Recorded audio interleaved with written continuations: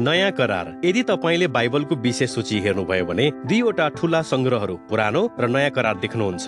करार शब्दले एक करारको साझेदारीतालाई जनाउँदछ।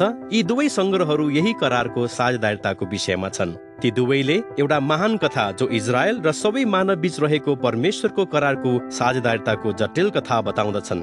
पुरानो करारलाई यहुदी परम्परामा तनाक भनिन्छ। यो एउटा 39 वटा इजरायली ग्रन्थहरूको एकीकृत संग्रह हो, जुन कुराहरू लेखिन 1000 वर्षभन्दा बढी लागेको थियो। यसको विपरीत नयाँ करारका 27 पुस्तकहरू 30 देखि 40 वर्षको अन्तरालमा अस्तित्वमा आए। ती सबै येशूका प्रथम पुस्ते चेलाहरूले लेखेका थिए। सुरुदेखि नै क्रिस्चियन समुदायहरूले ती पुस्तकहरू सङ्कलन गरे अनि पुरानो करारको साथसाथमा येशूतिर डराउने एकीकृत कथाको रूपमा पढ्न थाले। नयाँ नियमको सुरुवात 4 कथात्मक पुस्तकहरूबाट सुरु हुन्छ। समग्रमा यिनीहरूलाई सुसमाचार भनिन्छ।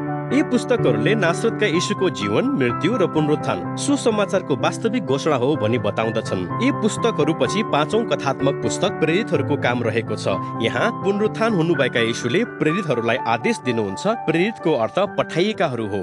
तिनीहरू येशूका प्रतिनिधिहरूको रूपमा त्यस प्राचीन संसारभरि उहाँको बारेमा सुसमाचार फैलाउन नियुक्त गरिएका छन्। यो पुस्तक पछि प्रेरितहरूद्वारा लेखिएका पत्रहरूको संग्रहहरू रहेको छ। यी पुस्तकहरू मण्डली अर्थात् येशूका चेलाहरूका स्थानीय समुदायहरूको लागि सिकाउन र निर्देशन दिनको लागि लेखिएका थिए। 13 वटा पत्रहरू पाउल प्रेरितसँग सम्बन्धित छन्। तिनीहरू लेखिएका समयको क्रममा नभई लामोदेखि छोटो पत्र गरी मिलाइएको छ। त्यसपछि हिब्रूहरूको पत्र आउँछ। यो पत्र अज्ञात तर प्रेरितहरूसँग नजिक रहेका व्यक्तिद्वारा लेखिएको हो। त्यसपछि याकुब, यहुदा, पत्रुस र योहन्नाका पत्रहरू पर्दछन्। 2 जना येशूका भाइहरू थिए भने अरू 2 जना उहाँका प्रथम चेलाहरू मध्येका थिए। नयाँ नियमको अन्तिम पुस्तक प्रकाश हो। 7 मण्डलीहरूलाई लेखिएको पत्रले येशूका सबै चेलाहरूलाई अगमबाणीको वचनद्वारा चुनौती र सान्त्वना प्रकट गर्दछ। हो, यी सबै नयाँ नियमका पुस्तकहरू हुन्, तर यी सबै पुस्तकहरूले के का बारेमा बताउँछन् अनि यी सबै पुस्तकहरू कसरी पुरानो करारसँग मिली एक एकीकृत कथा बन्दछन् त? यसरी विचार गर्नुहोस्। बाइबल धेरै अभियानहरूका घटना र वृत्तान्तहरूले भरिएको एउटा लामो कथाको विवरण हो। पुरानो करारको पहिलो घटनाक्रमले नै हामीलाई यी कथाको अर्थपूर्ण तवरले बुझ्नलाई चाहिने सबै कुराहरू बताउँदछन्। मुख्य शीर्षकहरू र कथा वस्तुका द्वन्द्वहरू विशेष रचनात्मक ढाँचामा मिलाइएका छन् अनि त्यसपछि नयाँ करारमा यी विषयहरू उठाइएका छन् जहाँ कथाको उच्च बिन्दु येशूमा आएर टुङ्गिन्छ। मेरो तात्पर्य यहाँ देखाउन दिनुहोस्। पहिलो घटना परमेश्वर र सम्पूर्ण मानव जातिको बारेमा हो। परमेश्वरले अद्भुत बगैँचा मन्दिरको रूपमा मानवहरूको लागि दिनुहुन्छ, जो यस संसारको अधीन गर्न परमेश्वरका साझेदारको रूपमा बनाइएका थिए। तर मानवहरू मूर्ख छन् र तिनीहरू खराब परीक्षामा आफैलाई दिई परमेश्वरको ज्ञानको विरुद्धमा विद्रोह गर्दछन्। त्यसैले तिनीहरू उजाड स्थानमा निर्वासित पारिए अनि त्यहाँ उनीहरूले एकअर्काको हत्या गर्न सुरु गरे। तिनीहरूले आफ्नो स्वार्थ र दमन फैलाउने सहरहरू बनाउँछन्। त्यसको उत्कर्षमा एकदमै खराब विशाल सहरको रूपमा बेबिलोन बढ्दै गयो। तर परमेश्वरले संसार र त्यसका मूर्ख मानिसहरूलाई प्रेम गर्नुहुन्छ। त्यसैले उहाँले हामीलाई विनाशको पासोमा पार्नको निम्ति लोभ्याउने दुष्टलाई नाश गरी नयाँ मानवको आगमनले गर्ने उद्धारको योजनाको प्रतिज्ञा गर्नुहुन्छ। बाइबलीय कथाको अर्को घटना परमेश्वर र इजरायलको बारेमा हो र यसले शीर्षकहरू र पहिलो घटनाको ढाँचाको विकास गर्दछ। परमेश्वरले बेबिलोनबाट नयाँ मानव जाति अब्राहम, सारा र उनका सन्तान इजरायलीहरूलाई अद्भुत बगैँचामय भूमिमा बोलाउनुहुन्छ। परमेश्वरले उनीहरू मार्फत सबै जातिहरूको निम्ति ईश्वरीय आशिष पुनर्स्थापना गर्ने प्रतिज्ञा गर्नुभयो। निश्चय नै यिनै नयाँ मानवहरू हुन् जसलाई हामी पर्खिरहेका थियौं। तर इजरायलीहरूले पुनः परमेश्वरको विरुद्ध विद्रोह गरे, हिंस्रक सहरहरू निर्माण गरे जसले तिनीहरूको विनाशकारी मार्ग रोजे र अर्को बेबिलोनको निर्वासनतर्फ अग्रसर भए। तर परमेश्वरले नयाँ मानवको आगमन हुने प्रतिज्ञा अब्राहमको वंशबाट कायम राख्नुहुन्छ, जसले पुजारी राजा भई इजरायल र मानव जाति दुवैलाई बेबिलोनबाट उद्धार गरी संसारमा परमेश्वरको आशिष पुनर्स्थापना गर्नुहुनेछ। अब ध्यान दिनुहोस् कि यी दुवै घटनाहरू कसरी एउटै ढाँचा अनुसार रचना गरिएका छन्। दोस्रो घटना पहिलोको भन्दा लामो र अधिक हिंस्रक छ अनि तिनीहरू दुवैले मानवको दुःखद अवस्था प्रकट गर्दछन्। साथै ती घटनाहरूले परमेश्वरको प्रतिज्ञालाई जोड दिएका छन्, जुन घटना पुरानो करारका अगमवक्ता र कविहरूले बढी विकास गरेका छन्।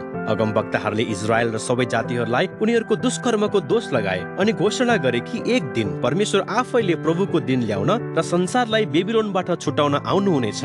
यो कार्य उहाँले प्रतिज्ञा गरिएको राजकीय पुजारीको माध्यमबाट गर्नुहुनेछ, जसले दासले झैं कष्ट भोग्नुहुनेछ, इजरायल र सम्पूर्ण मानव जातिको पापको निम्ति मर्नुहुनेछ। तर त्यसपछि उहाँ जातिहरूमाथि राजाको रूपमा उच्च पारिनुहुनेछ। उहाँले अरूहरूलाई बेबिलोन छोड्न र नयाँ करारका मानिसहरूसँग जोडिन बोलाउनुहुनेछ, जसले परमेश्वरसँग साझेदार भई नयाँ यरुशलेममा शासन गर्नेछन्, जुन नयाँ सृष्टि हो।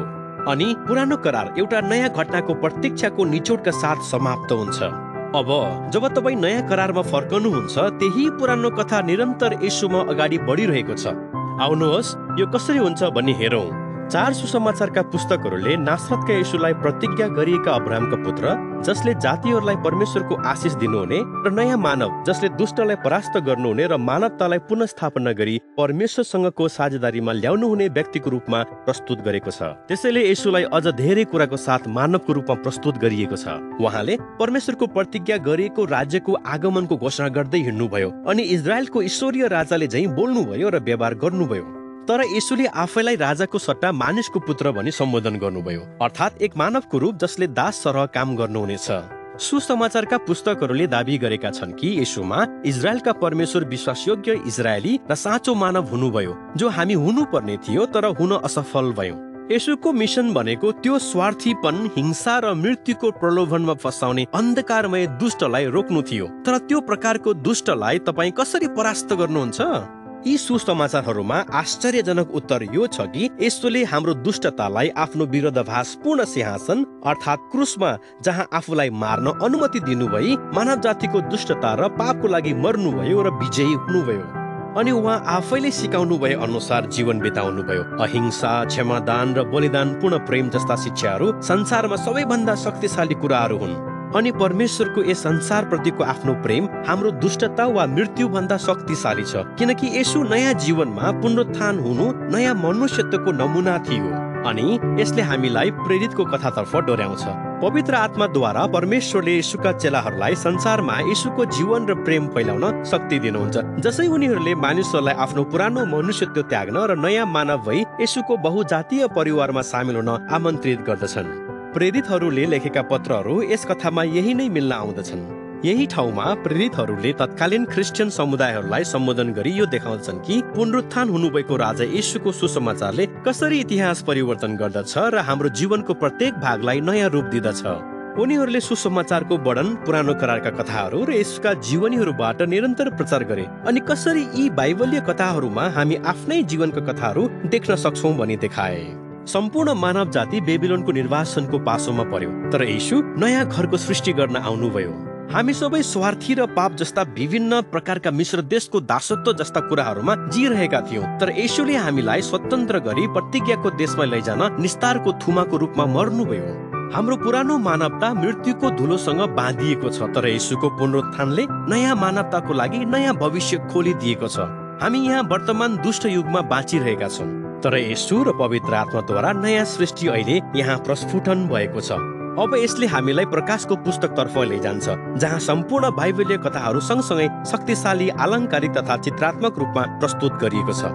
येशूलाई एउटा मारिएको रक्ताम्य थुमाको रूपमा चित्रण गरिएको छ, जो संसारको ईश्वरीय राजाको रूपमा उच्च पारिनु भएको छ। उहाँले आफ्ना मानिसहरूलाई दासत्व र बेबिलोनको निर्वासनबाट स्वतन्त्र गर्दै हुनुहुन्छ, जसले बेबिलोनको प्रभावको प्रतिरोध गर्दछन् र उनीहरूले पनि आफ्ना मारिएका अगुवासँगै कष्ट भोग्नु पर्नेछ। तर जब पुनरुत्थान भएका राजालाई पछ्याउनुहुन्छ, मृत्युले समेत नयाँ सृष्टिको सुरुवातलाई रोक्न सक्दैन, जुन चाहिँ यहाँ नयाँ यरुशलेमको बगैँचाको मन्दिरको रूपमा चित्रण गरिएको छ, जुन मानिसहरूको निम्ति लामो निर्वासन पछिको साँचो घर हो। अनि यसरी बाइबलको अन्तिम पृष्ठमा स्वर्ग र पृथ्वीको पुनर्मिलन हुन्छ। नयाँ मानवहरूले बाइबलको पहिलो पृष्ठमा भनिए चाहिँ परमेश्वरको प्रेम र शक्तिमा एकसाथ संसारको शासन गर्छन्। नयाँ करार यिनै दस्तावेजहरूको एक उल्लेखनीय संग्रह हो।